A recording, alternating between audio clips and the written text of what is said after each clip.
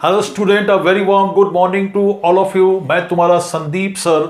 यार ये चौथा वीडियो लेकर आया हूं उसी सीरीज को कंटिन्यू करते हुए फॉरेन एक्सचेंज रेट का कुछ क्वेश्चंस जो बाकी है आज इस वीडियो में हम कवर करेंगे, जो इंपॉर्टेंट होगा 2025 के बोर्ड एग्जाम्स के लिए। तो आते हैं अब फिफ्थ क्वेश्चंस पर। पांचवा क्वेश्चंस क्या हमारा है कि what is appreciation.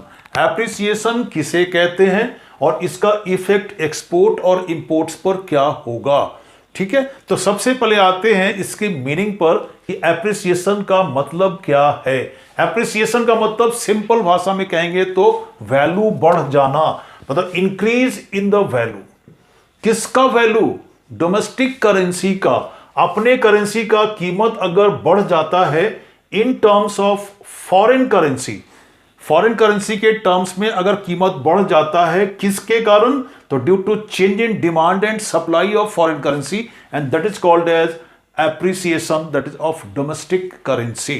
Suppose for example कहते हैं कि $1 पहले था 50 रुपया का, मतलब 50 रुपया हमारा हो गया 100 सेंट के बराबर।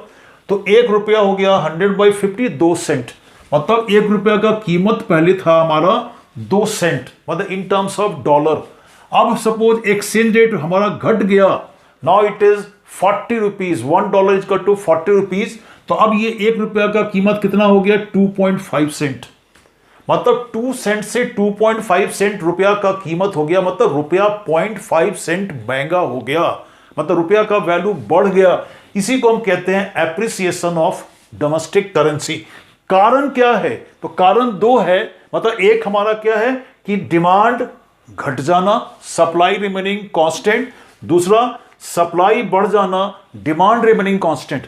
अगर डिमांड घट जाता है तो डिमांड कब लेफ्टवर्ड शिफ्ट करेगा और ये जो हमारा एक्सचेंज रेट घट जाएगा और इसके घटने के कारण अपनी करेंसी का कीमत बढ़ जाएगा। सेकेंड कॉज फैक्टर क्या है कि सप्लाई अगर बढ़ जाता है और डिमांड रिमेनिंग अनचेंज, तभी एक्सचेंज रेट घटेगा और अपनी करेंसी का वैल्यू बढ़ जाएगा। इसी को हम कहते हैं appreciation of domestic currency.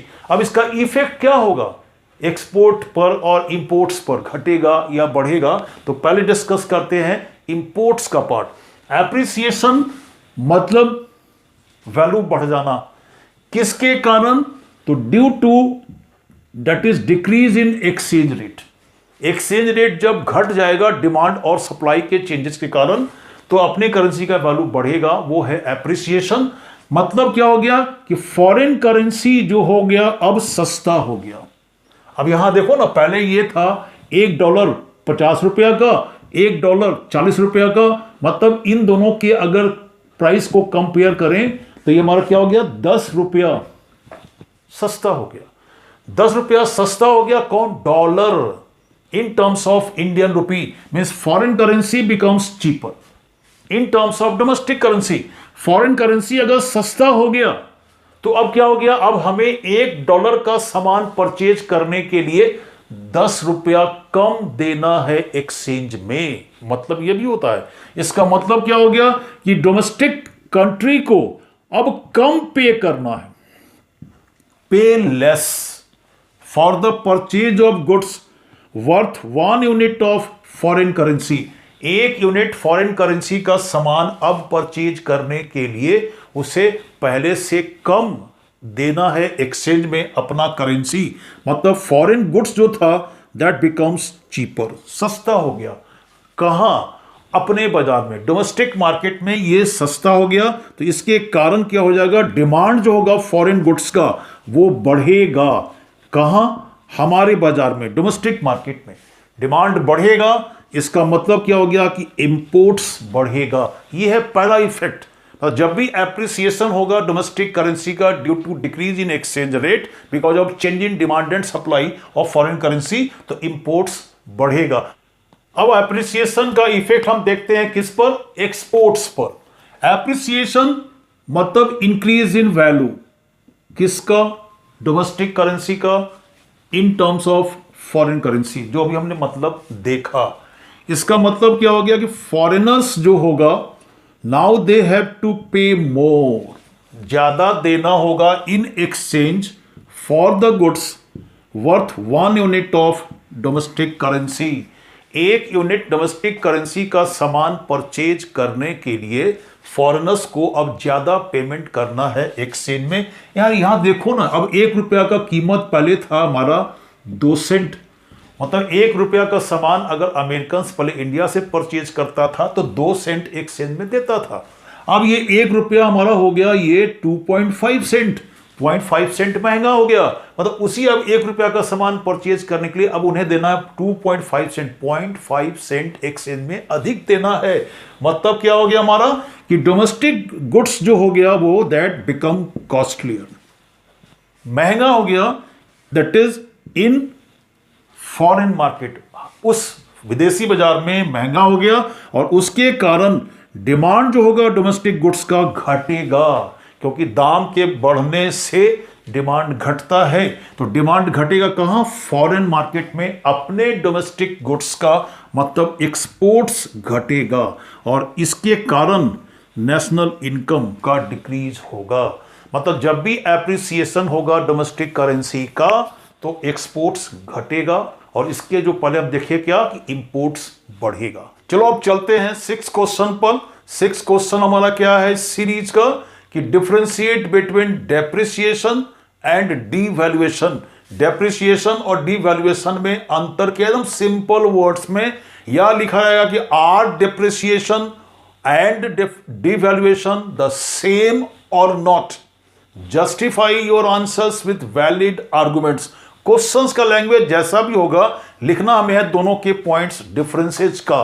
Depreciation और ये डीवैल्यूएशन दोनों टर्म्स का मीनिंग सेम है। डेप्रिसिएशन का मतलब भी क्या होता है? Decrease in the value of domestic currency. Devaluation का मतलब भी है decrease in the value of domestic currency. तो लिखेंगे क्या कि both have the same meaning and same effects on exports and imports. मतलब दोनों में एक्सपोर्ट और इंपोर्ट का इफेक्ट सेम होगा। जैसे डेप्रिसिएशन में अगर एक्सपोर्ट बढ़ेगा तो डीवैल्यूएशन में भी बढ़ेगा, अगर डेप्रिसिएशन में इंपोर्ट घटेगा तो डीवैल्यूएशन भी इंपोर्ट्स घटेगा। दोनों का इफेक्ट भी सेम है, मीनिंग भी सेम है, लेकिन फिर भी दोनों के बीच में अंतर है। क्या अंतर है ये हम पॉइंट टू पॉइंट डिस्कस करेंगे कॉलम्स में। फर्स्ट पॉइंट हमारा क्या है? ये हमारा फ्लेक्सिबल सिस्टम में होता है। मतलब डेप्रिसिएशन जो है डोमेस्टिक करेंसी का that takes place in flexible exchange rate system और also called as free exchange rate system. लेकिन ये हमारा डीवैल्यूएशन जो हमारा है ना वो किसमें होता है? फिक्स्ड एक्सचेंज रेट सिस्टम का ये कंपोनेंट है, पहला पॉइंट। दूसरा पॉइंट हमारा क्या है? जो भी डेप्रिसिएशन मतलब जो वैल्यू हमारा घटता है अपने करेंसी का वो किसके द्वारा? तो डिमांड और सप्लाई अगर फॉरेन करेंसी का चेंज कर जाता है तब ये वैल्यू घटता है।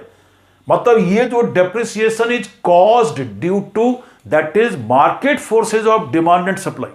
ना डिमांड और सप्लाई जब चेंज करेगा तब ये हमारा डेप्रिसिएशन होगा। लेकिन ये फिक्स्ड एक्सचेंज रेट सिस्टम में जो डीवैल्यूएशन है ना ये डिमांड और सप्लाई में चेंजेस के कारण नहीं होता। मतलब डिमांड और सप्लाई के घटने बढ़ने से डीवैल्यूएशन नहीं होता। यहां पर demand and supply cause depreciation. ये है दूसरा पॉइंट डिफरेंस का। तीसरा हमारा क्या है? ये गवर्नमेंट जो हमारा है या सेंट्रल बैंक किसी भी देश का है ना इंटरवेन नहीं करता, does not intervene in the decrease in the value of domestic currency. जो भी कीमत घटा अपनी करेंसी का इन टर्म्स ऑफ फॉरेन करेंसी वो हमारा किसके द्वारा घटा? तो market forces of demand and supply.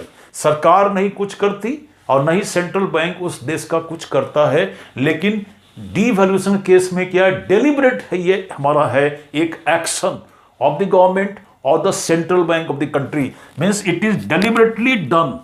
माने हम इंटेंशनली ये करते हैं, अपने करेंसी का वैल्यू घटा देते हैं, मतलब एक्सचेंज रेट को बढ़ा देते हैं, है ना। तो गवर्नमेंट या सेंट्रल बैंक उस देश का वो करती है डेलिबरेटली। किस लिए? टू बूस्ट इट्स एक्सपोर्ट्स, अपना एक्सपोर्ट्स बढ़ाने के लिए। तो ये था हमारा दोनों का पॉइंट्स डिफरेंसेस का। तो फिर मिलेंगे हम अगले वीडियो में कुछ और क्वेश्चंस के साथ, ठीक है।